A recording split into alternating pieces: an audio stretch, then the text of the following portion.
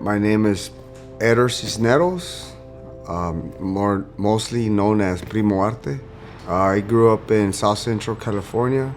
I was born in 1982, so it was part of those times where it was a little difficult, even though I was growing up in South Central, you know. The big Wall Street right there, that's where it was at. We have at least more peace. For real, man. More peace. It changed a lot. It changed a lot out here now. A lot of drive-bys, a lot of shootings. Man, oh, well, on the other end of this block, I got shot too. my boy got shot right there in the stomach. We would play basketball, my boy. We used to play basketball on the street. My homie got shot. Just by being there, he got caught in the fire, in the middle of the fire. He got shot too. Luckily, I didn't get shot. But that's how it was out here. Like, you were not even gangbanging and you were still in the mix. Like, that's the way it was, man. Well, what sent me to jail was that I was literally in the wrong place at the wrong time. I just hopped into my homie's car and next thing you know, they jammed us up. The reason I went to what they booked me for was 2 attempted murders at that time.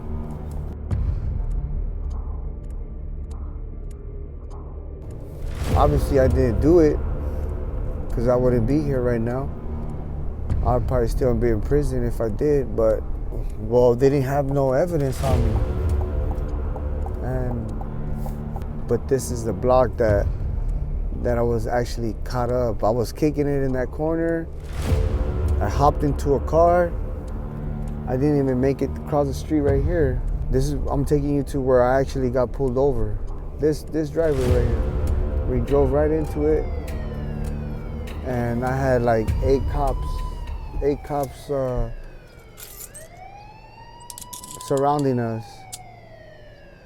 Being in prison, I used to see prison artists. They're getting a little bit of more of attention, like being a little bit more special treatment, you can say. So that was intriguing to me, because I wasn't gonna be that type of like inmate that was trying to get stripes, you know what I mean? Like, I wasn't trying to go that route because that's not me. So I was like, where do I fit in? Even if I was in prison. So I was like, I started seeing these guys that were prison artists, like, okay, like I don't know, like I was working towards that because what I seen and that attracted my eyes. So I was like, okay, that's something that I could be. I don't know if I was gonna be, but I said that was something I could be.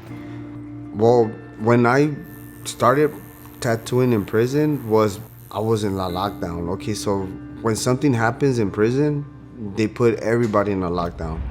By that time, I was already being very artistic, you can say. Like, I was drawing a lot, So my inmate, Sally, he was telling me, like, man, you have to draw something on me, like tattoo me. Luckily for me, there was a guy next door to me that was already tattooing.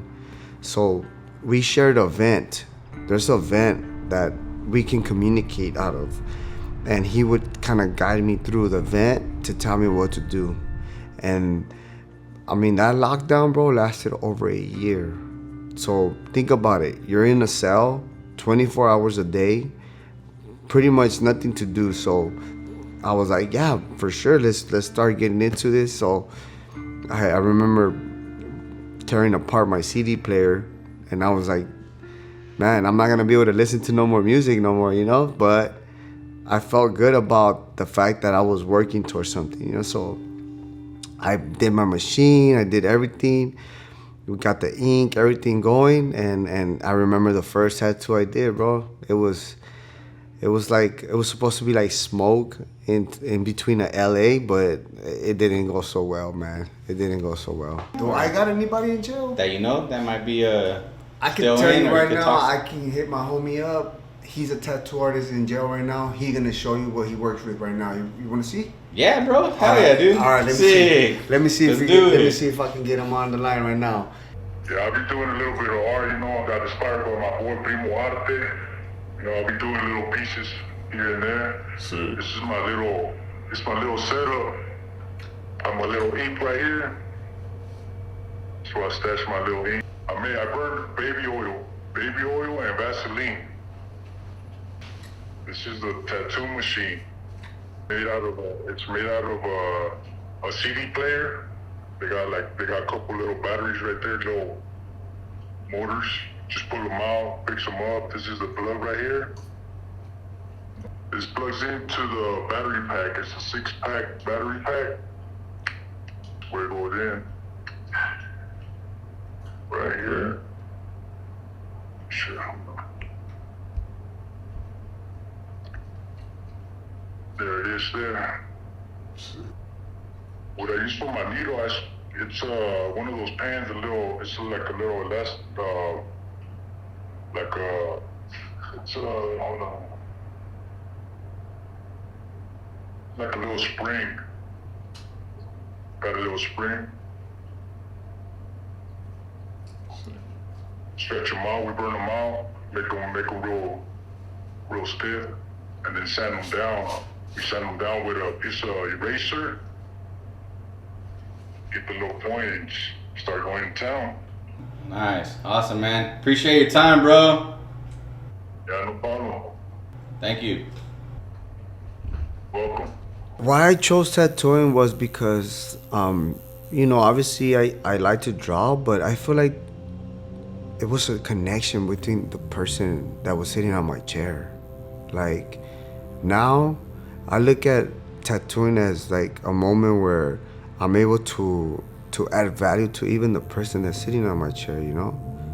Like we get into some conversations that it's like the artwork becomes secondary, bro. Like I've had people come here and they've tell me like, damn, bro, like I learned something from you today, you know?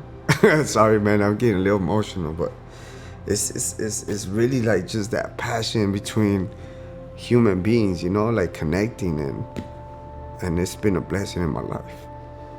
And it feels good to know that you have these type of people in your environment, you know? Like I tattoo people with awesome careers. They're athletes, they're stars, some of them are stars. I mean, I remember sitting down in my prison cell seeing a tattoo artist tattoo a famous person. And I said, man, that could be me one day, you know? And it has been. I've tattooed multiple famous people, and like I've told them, like, to me, it's the experience, bro, that I get to take. And can't nobody take that from me. You know, everything else is secondary. But the experience, bro, that's mine.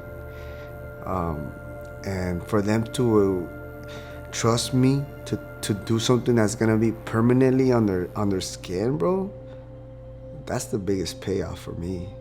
You know, I get to say like I did that tattoo on him. You know, me, just for myself, not for the people to acknowledge it. For me, just to say I did it. That has been very satisfying.